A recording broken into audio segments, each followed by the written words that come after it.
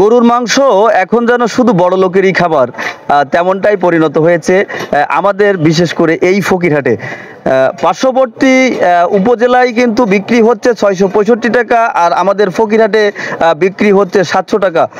যারা মাংস ব্যবসায়ী তাদের কাছে জিজ্ঞাসা করলে তারা বলছে গরু আসলে বেশি দামে তাদের কিনতে হচ্ছে, যার কারণে 665 টাকা বিক্রি করলে তাদের লস হবে এমনটাই ধারণা করছে। কথা বলবো মাংস ব্যবসায়ী বাচ্চু শেখের সাথে। বাচ্চু ভাই, জি, আমাদের গরু ওই দামে কিনা যাচ্ছে না, 700 টাকা করে বেশি আমাদের লস হচ্ছে। এটা ছাড়া জবই দিনে ফকিরহাট বাজারে ইবান উপজেলায় তো বন্ধ হয়ে গেছে বেশি। আচ্ছা, আপনি বলছেন যে আপনাদের লস হচ্ছে আর আইডি ছাড়া আপনারা ফকিরহাটে জবাই দেন না, পার্শ্ববর্তী উপজেলায় কি তারা অন্য কিছু জবাই দেয়? উপজেলা এখন বন্ধ হয়ে গেছে, ওই দামে বেশি তারা এখন কলম দিচ্ছে লস। যাত্রাপুরেও কিন্তু 665 টাকা বিক্রি হচ্ছে, সরকার নির্ধারিত 700 টাকা করে কালকেরা আমি কিনে নিয়েছি, 700 টাকা করে কেজি কালকেরা। আপনি কিনে? আমি কিনেছি যাত্রাপুর 1 মন গোশ কালকেরা আমি নিয়েছি 700 টাকা করে কিনে, 28,000 টাকার মন। এমনটা তো না যে শুধুমাত্র ফকিরহাটের দাম বেশি, না আমাদের মনে করেন সারা জায়গায় সব জায়গায় চলছে এই দাম, সব জায়গায়। ওই নোয়াপাড়াও 700 টাকা করে। জি, কথা বলবো আরেকজন মাংস ব্যবসায়ীর সাথে, দেখি তিনি কি বলেন।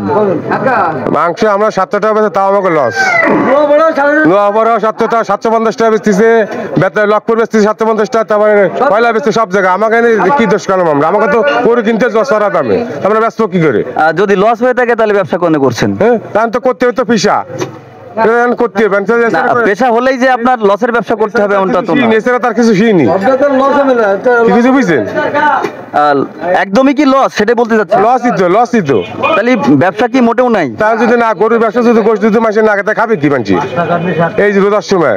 তাহলে কেন ব্যবসা করছেন? করছেন কি করো তো এছাড়া তার কিছু এছাড়া করবো কি আর? এইটা শিশাল এসে রক্ত মারিস করবো কেন? লস গেলে করতে ইচ্ছা। দর্শক, তারা বলতে চাচ্ছে যে আসলে 700 টাকা গরুর মাংস বিক্রি করলেও সেটা তাদের আসলে লোকসানের বা গুনতে হচ্ছে, তারপরেও তারা এই ব্যবসাটিকে ধরে রেখেছেন।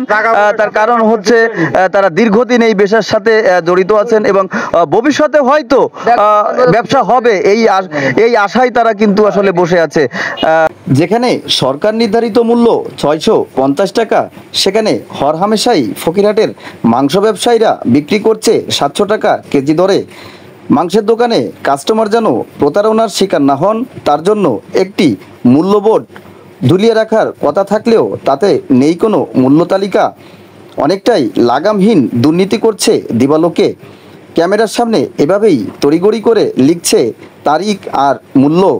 ফকিরহাটের সাধারণ ক্রেতারা প্রশাসনের দৃষ্টি আকর্ষণ করেছেন গরুর মাংসের মূল্য নির্ধারণের বিষয় নিয়ে। সেই সাথে বাজার ব্যবস্থাপনা কমিটি ও বণিক সমিতির কাছেও দাবি জানিয়েছেন মূল্যের বিষয়ে প্রতিনিয়ত বাজার মনিটরিং করার জন্য। ফকিরহাটের মাংস বাজার থেকে আমি বিদায় নিচ্ছি, রনি হাসান। সবাইকে অসংখ্য ধন্যবাদ।